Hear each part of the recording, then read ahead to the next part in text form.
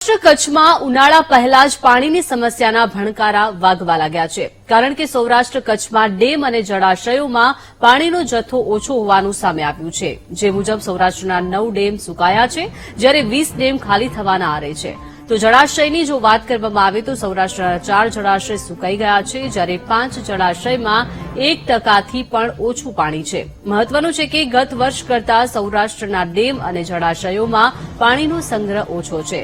તો સૌરાષ્ટ્રના 141 ડેમ અને કચ્છના 20 ડેમમાં 40થી 42% પાણીનો જથ્થો હોવાની માહિતી મળી છે.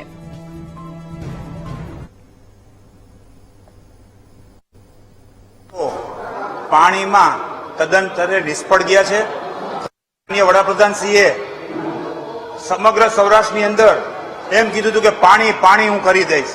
ખરેખર સૌરાષ્ટ્રના ડેમની અંદર 20 જેટલા ડેમ ખાલી છે. ખરેખર કોઈ એની પાસે આયોજન પણ નથી. ખરેખર એના ગાળ કાઢવા જોઈએ, ડેમની હાઇટ વધારવી જોઈએ અને નવા ડેમ બનાવવા જોઈએ, તો આ લોકોનો પાણીનો પ્રશ્ન હલ થઈ શકે એમ છે. અત્યારના રાજકોટની અંદર 1 થી 18 વોર્ડમાં પાણી આવ પિચકારીના ધાર જેટલું પાણી આવે છે. પૂરો તમે ટેક્સ વસૂલો છો, પણ પાણીના નામે ભાજપની સરકાર તદંતરે.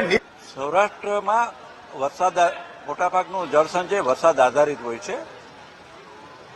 વરસાદને કારણે જે ડેમો પૂરા ભરાયેલા છે, ક્યાંક વરસાદના અભાવને કારણે ડેમો ખાલી હોય.